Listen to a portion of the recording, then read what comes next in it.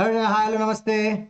आज हम डिस्कस करेंगे आइसोमर शीट के बारे में। आइसोमर शीट एक्सरसाइज 1 से शुरू करते हैं पूरी कहानी को। तो एक बार देखते हैं कि इस कहानी में क्या डील करने का तरीका है, क्या ऑप्शन अवेलेबल है आपके पास में।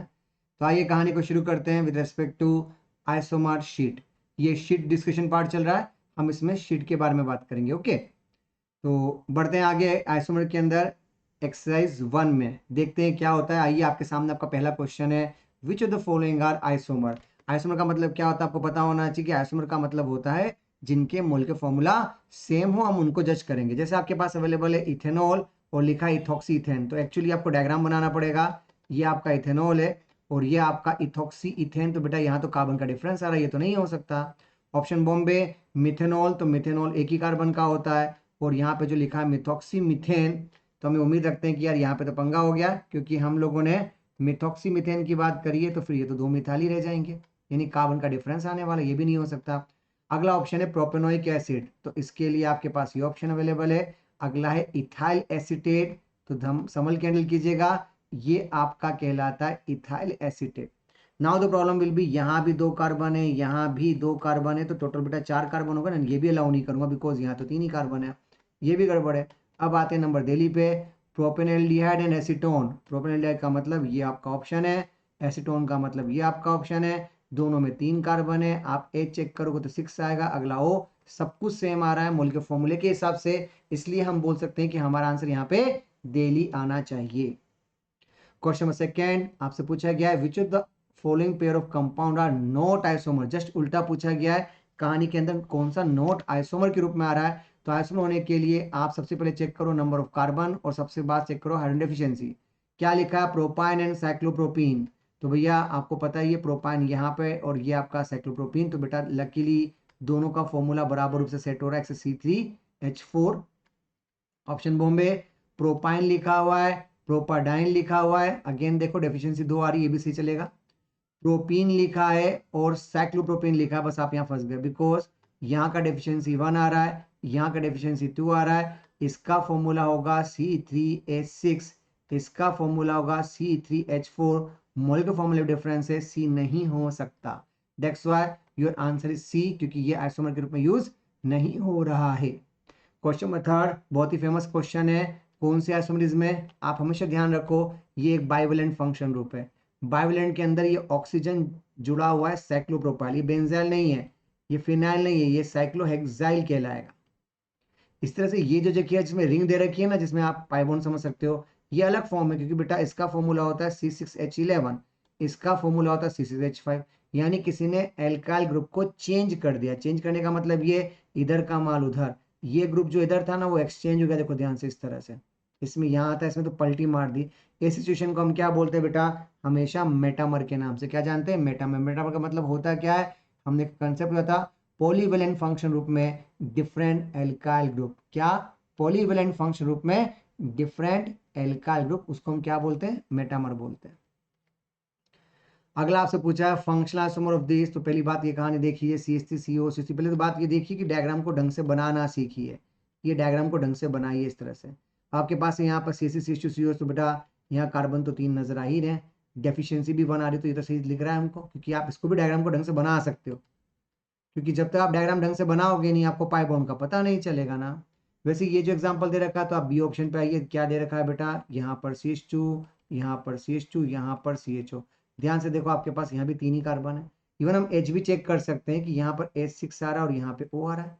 ऐसे आप यहाँ भी चेक करो, यहाँ 3 और यहाँ 3, यहाँ भी H6O आ रहा है, यहाँ भी 1 2 3, यहाँ 3 कार्बन है, 3 2 5 और 1 6, यहाँ पे भी आ रहा है। तो कुल मिला के सबका मूल के फॉर्मूला सेम है, तो हम बोल सकते हैं कि ये इसके फंक्शनल आइसोमर। अच्छा, नाम क्या होंगे, तो आपको पता होना चाहिए क्या नाम होंगे, अपन कलर से लिख देते हैं बेटा।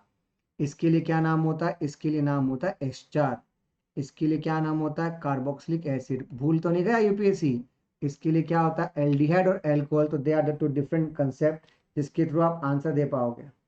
ओके, ये फंडा आपको ध्यान रखना पड़ेगा। अगला क्वेश्चन आपके सामने दे रखा है, ये ऑप्शन और ये ऑप्शन के लिए पूछा जा रहा है, बताओ ये एक दूसरे के कौन से आइसोमर कहलाएंगे। तो आपका आंसर क्या आना चाहिए इस कहानी के अंदर, ध्यान से देखिएगा, यहाँ पे CHO और यहाँ पे पाइबोन के साथ OH अवेलेबल है, तो बताओ आप किस फॉर्मेट के रूप में आंसर दे सकते हो, ताकि आपको अप्रोच करने में आसानी रहे। ओके, तो क्या आपको लगता है कि ऐसे सिस्टम को हम फंक्शनल आइसोमर के नाम से जानते हैं? क्योंकि this is the theme of functional isomer. क्यों फंक्शनल आइसोमर बोला? बिकॉज देखो बेटा, इस समय डेफिशिएंसी दोनों का 1 1 आ रहा है। आप डायग्राम को ढंग से बनाना सीखिए, अगर नहीं बनाओगे तो आप परेशान होगे। और फॉर्मूला भी काउंट करना सीखिए, ये फॉर्मूला दोनों का आ रहा है तो पक्का आइसोमर तो कोई है ही।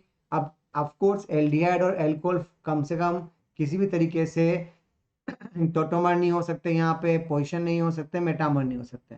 कुछ बच्चे बोलेंगे सर टोटोमर क्यों नहीं रहा? बेटा टोटोमर तब होता, पता है टोटोमर कब होता? जब आपके यहीं पर OH होता, तब ये इनॉल में कन्वर्ट होता। अगर आपने पढ़ रखा है तो बोल सकते थे, पर बेटा उसकी शर्त होती है कार्बन sp2 होना चाहिए। बेटा यहाँ कार्बन sp3 तो टोटोमर नहीं हो सकता। आपका आंसर पक्का फंक्शनल आइसोमर ही आएगा।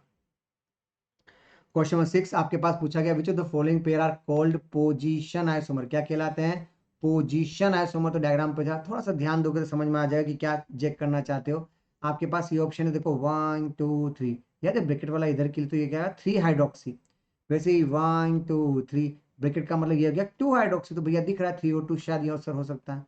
यहाँ पे देखो कार्बन का ऑप्शन, तो ये तो नोट आइसोमर में चले जाएंगे।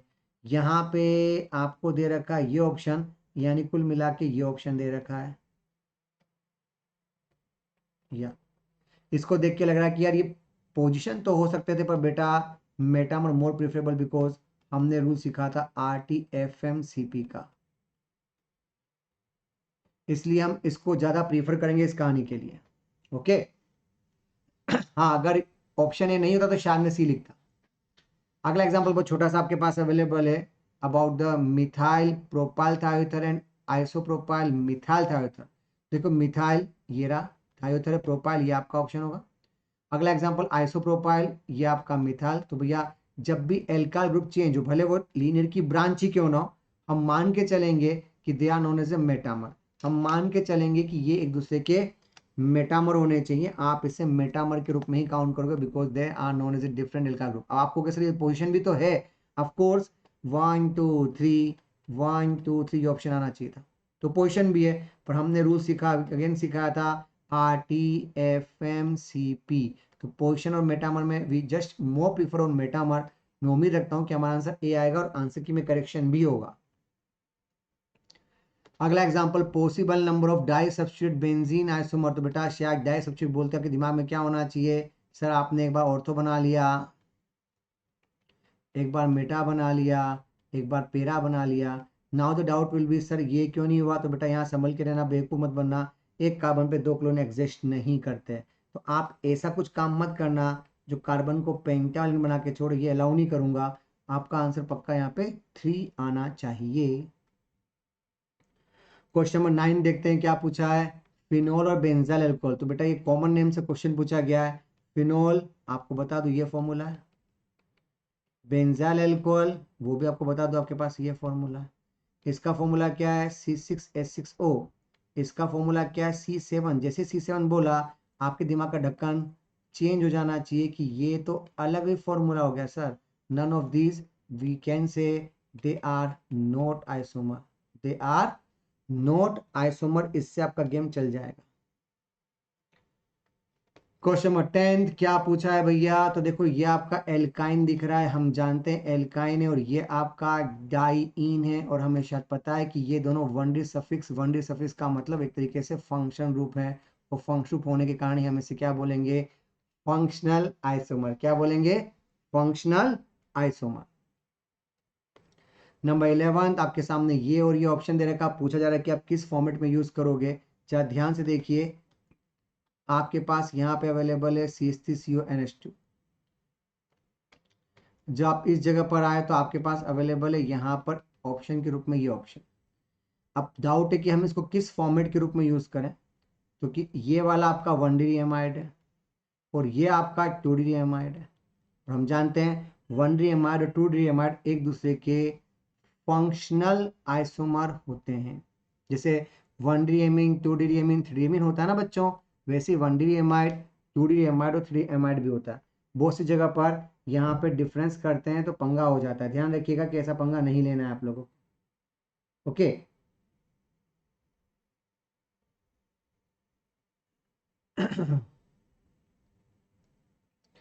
अगला number of ether metamer present by the formula C4H10O। आपको मैंने सिखाया था जब भी C4 बोले बैकबोन बना लो। अब बताओ मेटामर किसका चाहिए, ईथर का चाहिए। आपको शायद सिखाया था ईथर डाइवेलेंट होता है तो कार्बन कार्बन के बीच में बनाने का, मतलब यहाँ बनाने का, यहाँ बनाने का, यहाँ बनाने का। टेक्निकली मैं उम्मीद रखता हूँ कि आप बहुत आसानी से आंसर दे सकते हो, बिना डायग्राम बनाए 3 बना सकते हो। फिर भी मैं चाहूंगा कि डायग्राम बना लो, कोई बात नहीं भाई। ओवरऑल क्या करना है, यहाँ पे ऑप्शन बनाना है। ओवरऑल क्या करना है, यहाँ पे ऑप्शन बनाना है। ओवरऑल क्या करना है, यहाँ ऑप्शन बनाना। अच्छा चलो यहाँ क्यों बना, तो बेटा यहाँ बना, यहाँ बना या यहाँ बना सेम ही तो आएगा। यूपीएससी पढ़ी ना, कहीं से भी नंबरिंग कर लो, क्या फर्क पड़ रहा है। तो कुल मिला के आपके पास ये 3 ही ईथर अवेलेबल हैं जो मेटामर के रूप में। मेटामर क्यों बोल रहा हूँ, तो आप जब ग्रुप पे ध्यान दो, क्योंकि आपको लगेगा डिफरेंट एल्काइल ग्रुप। कहने का मतलब ये आपका इथाइल, ये आपका प्रोपाइल, ये आपका isopropyl, that's known as a different alkyl group. अगला क्वेश्चन के सामने मैग्नेटाइज शोन बात, तो पहली बात मैग्नेटाइज होने के लिए सिस्टम का पॉलीइवेलेंट होना जरूरी है, और उसमें क्या होना चाहिए, डिफरेंट एल्काइल ग्रुप। और ये भी बता दूं कि वो फंक्शन सेम भी होना चाहिए, ऐसा नहीं कि फंक्शन अलग अलग कर लो, नहीं तो फंस जाओगे। पूछा गया क्या है, तो di ethyl ether and n propyl methyl ether. तो अभी थोड़ी देर पहले अपन ने जस्ट ये एग्जांपल दिया है कि हम इसको इस फॉर्म में लिख सकते हैं। ये आपका दिख रहा है, वैसे आंसर दिख रहा है। ये क्यों नहीं हो सकता, तो बेटा ये एल्कोहल और ईथर है, ये फंक्शनल में चला जाएगा। ये ऑन और ये एल्डिहाइड है, ये फंक्शनल में चला गया।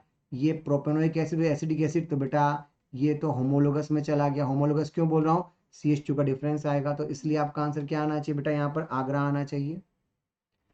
अगला क्वेश्चन आपकी स्क्रीन पर पूछा गया, which of the following pair of compound are not metamer. Metamer नहीं है तो चेक करो। ऑप्शन नंबर ए बराबर फंक्शन दिख रहा है, ऑप्शन नंबर बी बराबर फंक्शन दिख रहा है, ऑप्शन नंबर सी यहाँ पे NH और यहाँ पे NH दिख रहा है, ऑप्शन नंबर डी यहाँ पर CH3NH something something CH2 CH2 CH2, यहाँ पे भी ऑप्शन दे रखा है। पूछा है आपको मेटामर, मेरे हिसाब से तो लकीली सभी मेटामर दिख रहे हैं। नॉट मेटामर पूछा है, आपका आंसर ए भी सही आ रहा है, CH2 CH3 ये भी सही आ रहा है, option number CH3NH CH2 CH2 CH3 सी भी सही आ रहा है, और लकीली डी भी सही आ रहा है। यस डी भी सही आ रहा है, ये तो बोनस में चला जाएगा भाई। अच्छा ऑपरेटर ने गलती करी, ओके ओके ओके ओके, ठीक है। ये इसका आंसर कुछ भी नहीं आएगा, 14 में करेक्शन होगा, 14 में करेक्शन होगा, सारे ही सही हैं। ठीक है, सारे के सारे मेटामर है। जहाँ तक मुझे याद है, शायद मिस्टेक क्या हुई बता देता हूँ आपको। टाइपिंग मिस्टेक है वो, एक्चुअली ऐसे लिखा होना चाहिए था, एक्चुअली वो आगे पीछे हो गया। एक्चुअली जहाँ तक मुझे याद है ये 2 डिग्री एमीन था और ये 3 एमीन होता, तब जाके बोलते कि दे आर नॉट मेटामर। अभी इसमें बोनस मिलेगा, चारों मेटामर ही हैं, नॉट वर्ड गलत है। ठीक है, मेटामर के नाम पे ए भी आएगा, बी भी आएगा, सी भी आएगा और डी भी आएगा। अब यहां से आपका शुरू होता है ज्योमेट्रिकल आइसोमर। चलिए, with the following compound will show GI होने के लिए आपको पता टर्मिनल डिफरेंट होना चाहिए। ब्यूटान आपका नहीं चलेगा, 2 पेंटीन है तो भैया ये जरूर चल सकता है, बिकॉज ये सिस भी हो सकता है और ट्रांस भी हो सकता है, आई थिंक ये अलाउ है। अच्छा 2 मिथाइल प्रोपीन क्यों नहीं चलेगा, तो बेटा टर्मिनल सेम है, नहीं चला सकते। 2 मिथाइल 2 ब्यूटेन क्यों नहीं चलेगा, तो बेटा अगेन वही पंगा होगा, अगर टर्मिनल सेम है तो हम आंसर नहीं दे सकते। आपके पास कौन सा ऑप्शन बचता है, बॉम्बे, जिसके अंदर रूल होता है 2 टर्मिनल डिफरेंट होने चाहिए, उनकी एरियल डिस्टेंस डिफरेंट होनी चाहिए, डिस्ट्रीब्यूशन होना चाहिए और दोनों फॉर्म होने चाहिए। तो सारी सिचुएशन बॉम्बे पे एप्लीकेबल होती है। अगला पूछा है, which of the following compound will show geometrical isomer to butene. अभी बताया सिस्टर्स दोनों हो सकते हैं, प्रोपीन यहाँ फंसोगे, टर्मिनल सेम में नहीं हो सकता। 1 फिनाइल प्रोपीन, तो प्रोपीन तो है पर 1 फिनाइल का मतलब यहाँ पे ग्रुप अलग अलग है, तो भाई ये और ये सही है, इसका मतलब आपका आंसर ये आना चाहिए। ओके, अगला पूछा है, geometrical isomer is due to, किसके कारण होता है, restrictive rotation about a single bond, sorry about a double bond, presence of keto गलत बात है, प्रेजेंस ऑफ CH गलत बात है, प्रेजेंस ऑफ एसिमेट्रिकल गलत बात। आपके पास कंफर्म आपका आंसर क्या आना चाहिए, restricted rotation about a double bond आना चाहिए। अगला, compound contain which of the following function group are exhibit geometrical isomerism. तो बेटा आपको ज्योमेट्रिकल आइसोमरिज्म की बात करनी, इसका मतलब होता है जहां पे रेस्ट्रिक्टेड रोटेशन हो। क्या ये हो सकता है, यस। क्या ये हो सकता है, क्यों नहीं हो सकता। आप वैलेंसी पे कुछ भी रख दो ना, एक लोन पे रख दो, एक OH रख दो, क्या फर्क पड़ गया। आप यहाँ पे अलग अलग कर सकते हो ना, क्या प्रॉब्लम, चलेगा। वैसे यहाँ भी कर सकते हो, यहाँ पे आप नाइट्रोजन के पास ऑलरेडी 2 लोन पेयर होते बेटा, ये लो आप सिस भी बना सकते हो, ट्रांस, आपका आंसर सब आएगा। कुछ बच्चों दिमाग में क्या रहता है कि सर मैंने बोला था restrictive rotation of pi bond, अब ये किसने बोला कि पाई बॉन्ड कार्बन कार्बन का ही होना चाहिए? कॉमन सेंस रखो, कार्बन कार्बन का भी हो सकता है, कार्बन हाइड्रोजन का भी हो सकता है ना, इवन ये भी हो सकता है अगर आपके पास ऑप्शन अवेलेबल हो। कैसे मना करोगे? रास्ते अलग अलग हैं, सी बॉन्ड वो भी हो सकता है, बस उसको ऑक्सीजन में कन्वर्ट कर दो। तो हमने बोला पाई बॉन्ड होना चाहिए, किसके बीच होना चाहिए इसके बारे में कोई जिक्र नहीं है। मेलिक एसिड और फ्यूमेरिक एसिड क्या होते हैं भैया? तो बेटा पहले तो सीखो, मेलिक एसिड का जो डायग्राम होता है वो इस तरह से होता है, फ्यूमेरिक एसिड का डायग्राम कुछ इस तरह से होता है, थोड़ी सी फील आ जाएगी आपको शायद। इसको बोलते हैं सिस, इसको बोलते हैं trans, they are known as a geometrical isomer. अगला क्वेश्चन है which of the following will show geometrical isomerism? तो भैया 1 ब्यूटीन चेक करो, टर्मिनल सेम है। 1,2 डाइब्रोमो इथीन, तो बस 1,2 डाइब्रोमो बोलते सेट हो गया, सिस भी हो सकता है और ट्रांस भी हो सकता है। प्रोपीन नहीं हो सकता, टर्मिनल सेम है। आइसोब्यूटाइलिन, आधे लोग डायग्राम से फंसेंगे, टर्मिनल सेम है।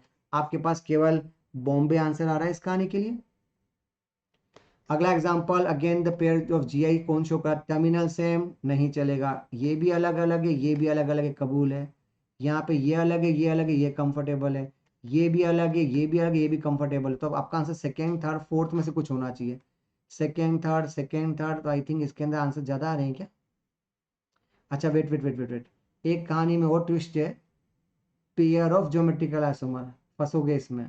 प्रॉब्लम पता है क्या है?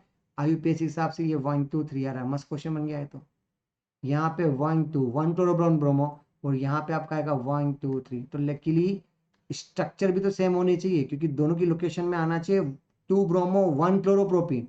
यहाँ पे आ रहा है 1 ब्रोमो, तो भाई ये नहीं हो सकता। तो आपका आंसर आना चाहिए सेकेंड एंड फोर्थ, यानी आपका आंसर यहाँ पे सी आना चाहिए। समझो मेरी बात को, इस कहानी में मस्त क्वेश्चन क्या दिया है, कंफ्यूज करने का रास्ता दिया गया है। आप इसको ऐसे समझो, यहाँ बी आर यहाँ सी एल दिया है, अब किसी डायग्राम में यहीं बी आर यहाँ सी एल बोलूंगा तो ये थोड़ा ना ज्योमेट्रिकल आइसोमर होगा, ये तो आपने स्ट्रक्चर ही चेंज कर दी उसकी। समझ गए मेरा मतलब क्या? अच्छा क्वेश्चन है, अगर ये वर्ड नहीं पढ़ता ना पक्का माइनस में होता मेरी।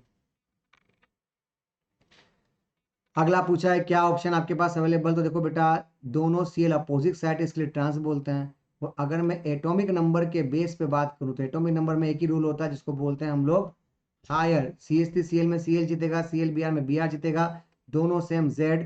ये भी आंसर, ये भी आंसर, दोनों करेक्ट होंगे। एक्चुअली एक E पूछ लिया, एक Z पूछ लिया, थोड़ा टेस्ट चेंज करने का तरीका।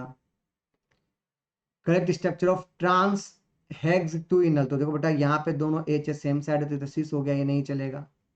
यहाँ पर 1 2 सेम साइड अपोजिट साइड चलेगा, और ये आपका 1 2 3 4 5 6 ट्रांस भी है, हेक्स भी है, 2 इन 1, पक्का ये आपका आंसर होना चाहिए, कंफर्म है। चलिए आगे देखते हैं, यहाँ क्या प्रॉब्लम है? यहाँ पे दोनों सेम साइड है, बिकॉज आपको पता है ना बॉन्ड एंगल 120 होना चाहिए, तो 120 के लिए ऐसे ही होगा, आप एच को नीचे थोड़ा लेके आओगे यार। जैसे यहाँ पे अगर तुम एच ये बनाओगे तो गलत हो गया बेटा, ये क्या कर रहे हो? यहाँ पे तो 120 हो ही नहीं सकता, नहीं तो एंगल कुछ और हो जाएगा। फिर हमें क्या करना पड़ेगा? हमें अपने आप को चेंज करना पड़ेगा कि हम ऐसे अलाउ नहीं कर सकते। तो फिर हमने क्या किया, हमने यहाँ पे इसको चेंज किया कि भाई ये गलत बात है, यहाँ नहीं कर सकते।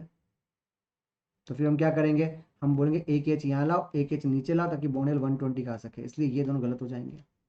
लोकेशन तो सही आ रही है, पर प्रॉब्लम है पाई बॉन्ड 4 हमें चाहिए 2 पे, तो कबूल है, हमारा आंसर बॉम्बे आना चाहिए। 24 के लिए आपको पूछा ई आइसोमर, याद है, इसलिए एटॉमिक नंबर की बात करनी पड़ेगी। बताओ एच बी आर में कौन हैवी है? ब्रोमीन का एटॉमिक नंबर ज्यादा, एफ सी एल में सी एल दोनों सेम साइड, जेम साइड बोलोगे। Methyl H methyl, methyl H methyl, दोनों सेम साइड, जेम साइड।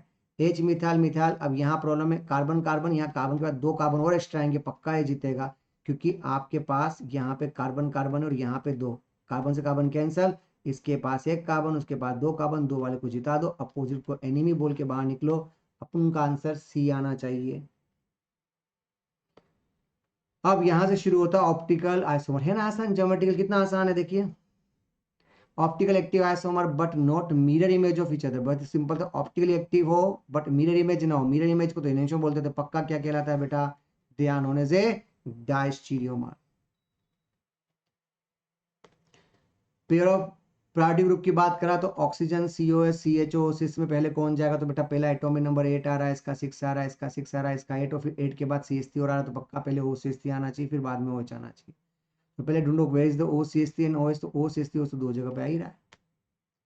उसके बाद कौन आएगा तो बताओ COH, तो ध्यान से CO के बाद यहाँ OH है और CO के बाद यहाँ H है, तो ये से कैंसिल कर दो, इसके पास O इसके पास H, ऑक्सीजन का एटॉमिक नंबर ज्यादा होता है, इससे COH पहले जीतेगा, तो ये COH आया CHO, ये आपका हो बच्चा से क्या कर रहे हो बेटा, CIP रूल बता रहा हूँ। CIP रूल समझते हो ना, अगर चारों ग्रुप होते हैं, मतलब यहाँ पे OCH3 होता, यहाँ पे OH होता, यहाँ पे CHO होता और यहाँ COH होता, तो हम किसको पहले प्रीफर करते हैं। न्यू स्टाइल है लैंग्वेज में पूछने का तरीका। ये का सेंटर क्या रिप्रेजेंट कर रहा है, तो भी आपको बता दूं फिशर प्रोजेक्शन है, इसको वेज मानो, इसको डैश मानो। इसके लिए आपको RS रूल बहुत तमीज से आने चाहिए।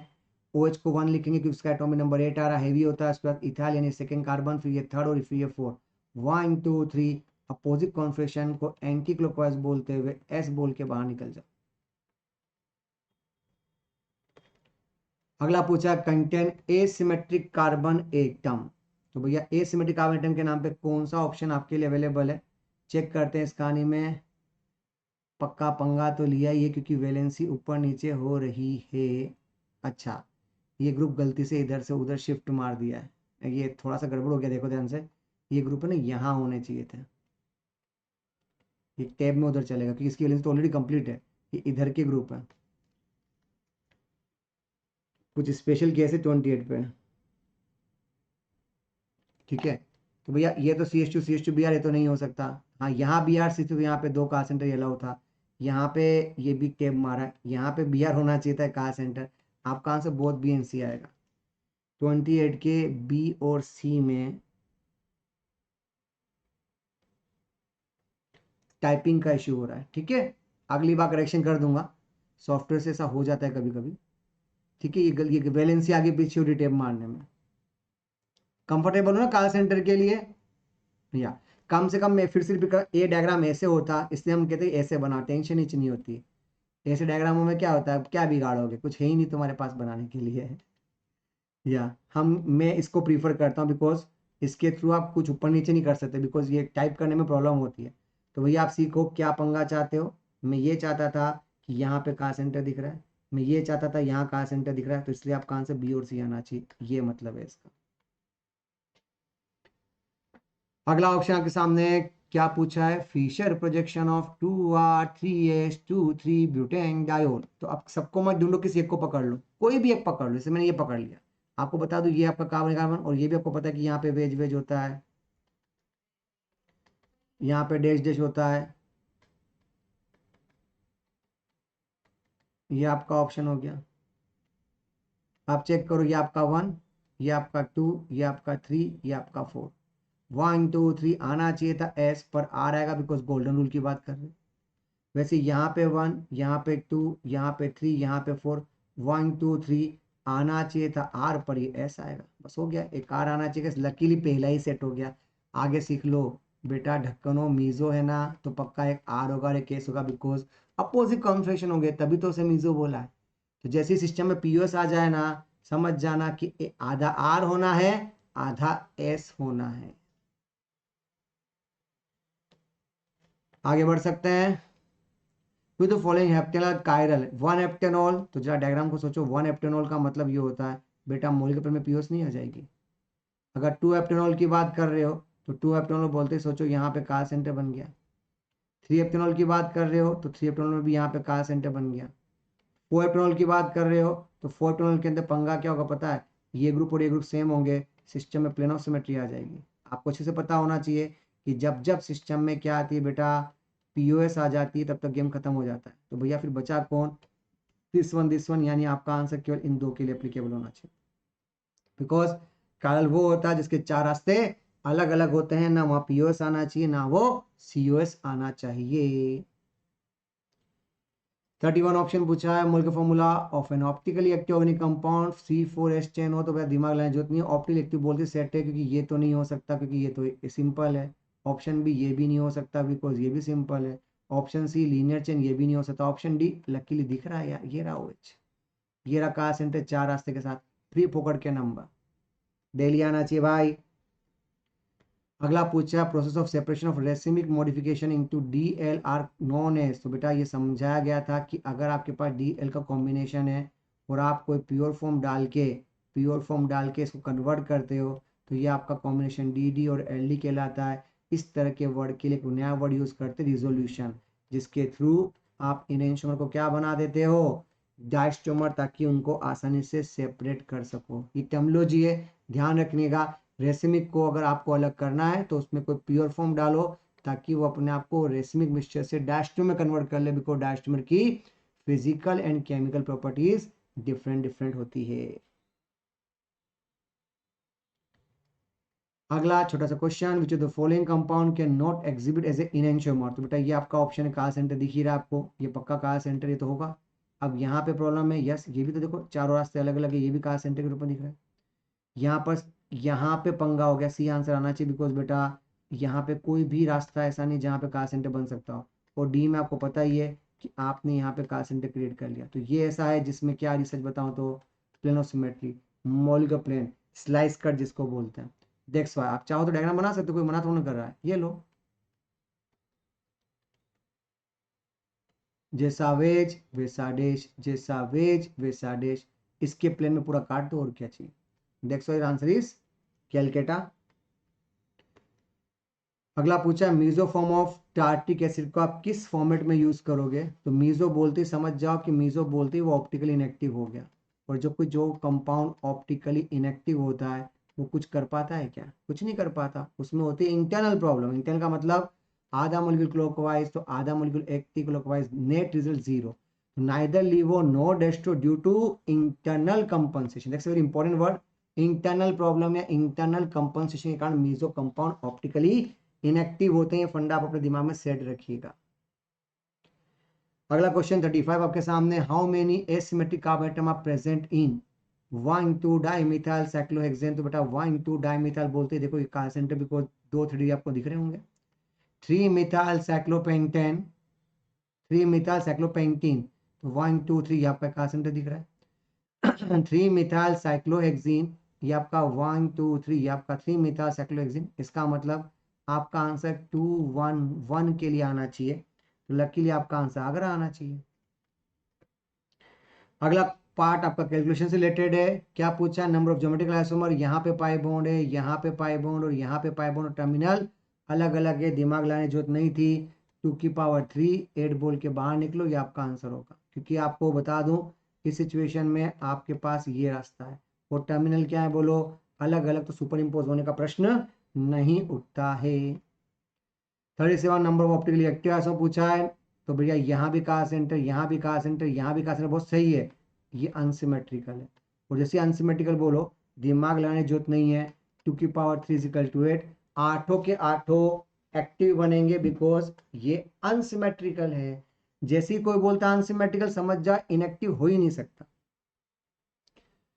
अगला question, compound can be divide into 2 = ½ and contain even system the number of optical isomer. जान करके दिया था कि बंदों को बेवकूफ बना जा सके। आपको इसके लिए टेबल सिखाई थी, meso plus optically active is equal to optical isomer, अगर आपको वर्ड पता हो तो। मीजो के लिए फॉर्मूला था, याद करो, 2n/2, ऑप्टिकली एक्टिव 2n-1, और इन दोनों को जोड़ के बात की गई थी। अब जब आप यही कहानी इस कहानी के रूप में यूज करोगे तो सर कैसे करना वो सीख लो। ये किसके लिए था, तो एन की वैल्यू जब ऑड होती तब के लिए था। जब एन की वैल्यू इवन थी तो कोई ट्रिक सिखाई थी मैंने। मीजो का क्या होगा वो ध्यान रखना बहुत जरूरी है। तो उस समय आपके लिए वर्ड यूज किया गया था, आई थिंक n-1/2। यहाँ आ जाए 2n/2-1 और टोटल आता है 2n-1। तो आपको क्या करना था, चूंकि आपको ऑप्टिकली एक्टिव पूछा है तो आपको इन दो के बीच का डिफरेंस निकालना होगा और डिफरेंस निकालने पर ही आप आंसर को जज कर पाओ। या तो मुझे ऐसा लगता है compound 2 = ½ containing even carbon centre the number of optical isomer. तो बस आपको कुछ नहीं करना है, इन दो को जोड़ देना था, ये आपका आंसर होना चाहिए। मतलब मैंने पहले जो किया था वो सही किया था। कंट्रोल Z का ऑप्शन मेरे पास होगा ही नहीं। अब ये कहीं ज्यादा ना हो जाए, लकीली बच गया बच गया। यानी आपका आंसर सिंपल सा यही आएगा। अरे आपका आंसर पक्का ही आएगा, बिकॉज अगर ये ऑप्शन अवेलेबल होता तो आपको वैल्यू में पंगा हो जाता। ठीक है, मतलब मैंने पंगा ले लिया है यहाँ पे। आई थिंक ये इवन का है और ये ऑड का है, एक बार चेक कर लेना नोट्स में खोल के, क्योंकि स्लाइड, क्योंकि मेरे को खुद को भी ये फॉर्मूला याद नहीं। मेरे को केवल इतना याद है, क्या याद है, 1 2 3, 2 2 4, 2 8 10, 4 12 16, इससे ज़्यादा अपन याद करते ही नहीं है, क्योंकि मतलब नहीं है ये। जैसे मैं कंफ्यूज हुआ ना लास्ट मोमेंट पे, आप भी कंफ्यूज हो ही जाओगे, कंफर्म मान के चलो। ऐसे क्वेश्चनों को करने का मतलब होता है खुद की इज्जत का फालूदा करना, रिस्क नहीं लेने का। अपन उल्टा चलते हैं, वैल्यू रख दो इवन, एन की वैल्यू रख दो, दिमाग मत लगाओ, ये दो रख दो, काम हो गया। 2 की पावर 2 4 नहीं चलेगा, 2 - 1 1, 2 की पावर 1 2 नहीं चलेगा, 2 की पावर 2 तो 2/2, 1 1 - 0, 2 की पावर 0 1, तीनों ही आंसर गलत। अब देखो यहाँ पे, 2 - 1 1, 2 की पावर 1 2, प्लस यहाँ पे 2/2, ठीक है, 1 1 - 0, 2 की पावर 0 1, तो 1 2 3, कहानी सेट हो गई। आपका आंसर पक्का ऑप्टिलस में के लिए 1 2 3, ये तुम्हारा आंसर खत्म। दिमाग इतने एन के लिए रखो, आंसर लाओ। फॉर्मूले सजेशन मेरा ये है कि आप इसको मत करो, क्योंकि ये याद तुमको वैसे भी नहीं रहना है। नंबर ऑफ ऑप्टिकल एक्टिव से पूछा है, ध्यान से देखो, दो का सेंटर की फीलिंग आ रही है, सिमेट्री की फीलिंग आ रही है, पक्का आपका आंसर। अभी थोड़ी देर पहले बोला 1 2 3, दिमाग मत लगाओ, चुपचाप आंसर तक पहुंच जाओ। अगला थीम छोटा सा कंफर्मेशन आइसोमर की बात कर रहा हूँ। Isomer which can be interconverted through rotation around the single bond, हमको पता है, they are known as a conformer, दिमाग लगाने की जरूरत नहीं है। अगला, there is a free rotation about bond, the same motion form is repeated after rotation of. तो बेटा अगर आपको इस बॉन्ड के लोग बात करनी है और पूछा जाए कि हमको फिर से एक स्टेबल फॉर्म चाहिए, तो हम किस फॉर्मेट के रूप में यूज करेंगे। सपोज कीजिए आपके पास ये ऑप्शन अवेलेबल है। अब प्रॉब्लम ये है कि अगर आप इसको घुमाते हो तो ये आपका एंटी फॉर्म है, सपोज कीजिए। अब वापस बनेगा पार्शियल, फिर बनेगा बीच में आके, फिर यहाँ पे, फिर यहाँ पे, फिर यहाँ के लोड के बुद्धू 360 आए बिना आप वापस ये नहीं बन सकते। That's a very good way to ask in the paper, ध्यान रखिएगा। अगला पूछा है हाउ मेनी कन्फर्मर, पक्का इन्फिनिट, दिमाग मत लगाइएगा, बहुत आसान ऑप्शन है। 43, eclipsed and staggered conformation of ethane is due to. तो किसके कारण ऐसा रोटेशन होता है, तो हमने पहले भी बात कर रखी थी, इक्लिज और स्टेगर का बेसिक रोटेशन होता है ड्यू टू ये सिग्मा बॉन्ड। सिग्मा बॉन्ड के कारण हम सिग्मा बॉन्ड को रोटेशन करते हैं, तब जाके ये आंसर आएगा। That's the theme of sigma bond. तो इसलिए फिर rotation along carbon carbon bond की बात करोगे। अगला example, are the type of isomer in the following compound. तो बेटा ध्यान से देखो कि ये क्या होने चाहिए। क्या आपको लग रहा है कि यहाँ पे मिथाइल है, यहाँ पे मिथाइल है, यहाँ पर देखो, यहाँ मिथाइल, यहाँ मिथाइल, यहाँ पक्का कन्फर्मर, दिमागी मत लगाओ। अगला, at room temperature the eclipsed and staggered form of ethane can not be isolated because, क्योंकि वो एक दूसरे में क्या होते हैं, इंटर कन्वर्टेबल। इथेन की बात की थी 3 की पावर 6 टाइम्स पर सेकेंड, क्या था, इतना घूमने वाले को क्या रोकोगे। तो एक छोटा सा कंसेप्ट था, दे इंटर कन्वर्ट रेपिडली। हमने बात भी करी थी कि मॉलिक्यूल रुकता नहीं है, मॉलिक्यूल कंटिन्यूस रूप से रोटेट होता रहता है। तो ये इस कंपाउंड की प्रॉब्लम है कि ये रुकने को तैयार नहीं है, ये घूम रहा है, घूम रहा है, घूम रहा है, घूम रहा है, घूम रहा है, और यही हमारी बहुत बड़ी प्रॉब्लम है। तो इनफाइनाइट रोटेशन होते रहते हैं, हम इसे रोक नहीं सकते। अगला थीम पूछा है द फिनोमिना इन्वॉल्व टोटोमर के क्वेश्चंस हैं, पढ़ने पर आएंगे। शायद ये आप होल्ड रख सकते हो, बिकॉज मेरी सीक्वेंस में आइसोमर के बाद जीओसी आएगी, जीओसी के बाद टोटोमर आएगा, तो तब तक के लिए शायद ये होल्ड पर रखोगे, क्योंकि आपको समझ में थोड़ा कम ही आएगा। आप 46 से लेकर के 51 तो होल्ड रख सकते हो। Phenomena involve the migration of proton to give the two structural isomer in equal with equilibrium के साथ जब भी आए तो उसका नाम है टोटोमर, बिकॉज हमने बात करी थी वो ये कि हम यहाँ पे इंटर कन्वर्ट होते रहते हैं। इंटर कन्वर्ट का मतलब ये कि हम जब चाहें तब इधर से उधर मूव कर सकते हैं, like this. They are the inter convertible, आपका आंसर टोटोमर आएगा, क्योंकि ये आपने अपनी इच्छा से एज को इधर से उधर शिफ्ट कर दिया। अगला पूछा है कि कौन सा एग्जिबिट करेगा, तो बेटा यहाँ पे अल्फा, ये अल्फा कार्बन तो है, पर ये sp2 नहीं चलेगा, हमें sp3 चाहिए था, ये रहा sp3, ये चलेगा, क्योंकि हमें पता है sp3 होगा तभी तो आप इसको कर पाओगे, मतलब तभी आप यहाँ के एच को इधर से तो ले जा पाओगे, मतलब this theme is known as a tautomer. आप इसको आसानी से कन्वर्ट कर सकते हो इस तरह से। यहाँ पे नहीं हो सकता, ये sp2 है, यहाँ नहीं हो सकता sp3, आप कहाँ से पक्का बॉम्बे आएगा। अगला टोटोमर हो सकता है, यस हो सकता है, क्यों नहीं हो सकता, ये अल्फा एच देखो, चेंज कर सकते हो इसको। यहाँ पे भी देखो ये एच है जिसको चेंज कर सकते हो। यहाँ पे भी आपके पास एच है जिसको चेंज कर सकते हो, मतलब आप जब भी अल्फा को चेंज करोगे या फिर उल्टा करो, कीटो से इनॉल बनाओ या इनॉल से कीटो बनाओ, आपका आंसर सेट हो जाएगा इस तरीके से। तो ये सभी के सब टोटोमर के रूप में यूज हो सकते हैं। अगला पूछा है इथाइल एसिटो एसिटेट क्या होगा। तो पहली बात, इथाइल के बाद एसिटो एसिटेट, तो एसिटो होता है बेटा ये ग्रुप, और एसिटेट यानी एसिटिक एसिड, तो ये आपका हो गया इथाइल, इथाइल इसको कहेंगे। ये एसिटो और ये एसिटेट एसिटिक एसिड का जो एस्टर होता है उसके लिए बोलते हैं। क्या शो करेगा, तो भैया आपको बता दो सिंपल सा फंडा, 2 - m साथ में अवेलेबल दिख रहे हैं आप लोगों को, ये वाला एग्जाम्पल या यहाँ पे -m ग्रुप है तो ये वाला H एसिडिक हो जाता है, और हमने सीखा था कि जब आपका ये H एसिडिक होगा तो ये आसानी से इनॉल में कन्वर्ट हो सकता है। तो बेस्ट तरीका होता है कि हम इसका क्या बना लें, हम इसका टोटोमर बना लें।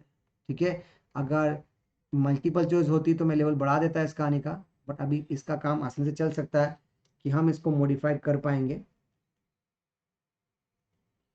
कि इसके अंदर हम बहुत सारे पंगे भी ले सकते हैं। अगला पूछा आपसे, does not show Meta tautomer, कौन टोटोमर, तो बेटा ये sp3 दिख रहा है, ये sp3 दिख रहा है, ये sp3 दिख रहा है, चलेगा। अब यहाँ फंस गए, ये नहीं दिख रहा, और यहाँ पे 3 मिथाइल सेम है, तो बेटा ये भी नहीं दिख रहा, बिकॉज प्रॉब्लम है कि यहाँ पे सब कुछ तो सेम है, ये भी नहीं हो सकता। क्या पूछा, डज नॉट, तो बस ये आंसर। कुल मिला के डज नॉट शो का मतलब क्या, जिसके पास sp3 वाला H ना हो। गेम खत्म करो। अगला पूछा विच of the following show tautomerism, again वही पंगा, बेंजोफिनॉन, कॉमन नेम पे ध्यान दो, ये रहा आपका बेंजोफिनॉन, जैसे हाइपर था ना वैसे ही कंसेप्ट, ये रहा आपका आंसर आ गया। बेंजल्डिहाइड नहीं ला सकते, क्यों नहीं ला सकते, बिकॉज यहाँ पर नहीं है। डाइटेट्रीब्यूटाइल कीटोन, तो ये भी नहीं हो सकता बिकॉज आपके पास कोई ऑप्शन नहीं है, तो आपके पास केवल आगरा ऐसा ऑप्शन है जो इसके लिए एप्लीकेबल होना चाहिए। पर विच ऑफ द फॉलोइंग शो, रुको रुको रुको रुको, मैंने गलती करी, सॉरी, बेंजोफिनॉन लिखा, आई थिंक मैंने गलत लिख दिया रे, इसका नाम है एसिटोफिनॉन। बेंजोफिनॉन तो और स्ट्रक्चर चेंज होता है, वेट वेट वेट, ये रहा बेंजोफिनॉन। अच्छा बच गया, इसमें भी हर कार्बन sp2 ये भी नहीं चलेगा, आपका आंसर दिल्ली आएगा नन ऑफ दिस के लिए। ओके, तो ये आपकी एक्सरसाइज नंबर 1 कंप्लीट होती है। ठीक है, कुछ भी ऊपर नीचे हो तो कमेंट बॉक्स में डाल दीजिएगा, और वो जो टेबल वाला पार्ट है वो मैंने बता जरूर देता हूँ। सच ये है कि मैं नहीं चाहूँगा कि आप मुझसे ये वाला पार्ट याद करें, आपको बता देना चाहूँगा कि मीज़ो क्या होता है। एक स्लाइड और ले लें तो अच्छा रहेगा, ये यहाँ पे ले लेते हैं। देखो आपको बताना चाहूँगा, एन की वैल्यू शुरुआत में ऑड होती है और एन की वैल्यू बाद में इवन होती है। ये आपको बताना चाहूँगा कि जब आप मीज़ो की बात करते हो, ऑप्टिकल की बात करते हो, तो ऑप्टिकल क्लास में बात करोगे। मीज़ो के लिए जब भी ऑड होगा ना, तो ऑड के लिए आप बोल सकते हो n/2 - 1। ऑप्टिकल एक्टिव टू की पावर n-1, इनको जोड़ दीजिएगा, इसका आंसर आ जाएगा, यानी टोटल आपका आ गया। पर जब इवन होता है ना, तो इवन में लोचा होता है कि आप इसको जज नहीं कर पाओगे कि हम इसको किस फॉर्मूले से जज कर पाएंगे, तो हमने उसको कहता है n-1/2 लाइक दिस। और ये बता दो, इसका मिस करने पर ये वैल्यू 2 की पावर n-1 होती है। तो जब भी ये निकालना होगा ना, तो इसमें से इसको डिफरेंस, मतलब आपके लिए जब भी निकालोगे तो डिफरेंस निकालोगे, यानी यहाँ पे क्या आएगा 2 की पावर n-1, 2 की पावर n-1/2, दैट्स द फंडा जो कि आपको याद करना पड़ेगा इस कहानी के लिए। Okay, bye bye.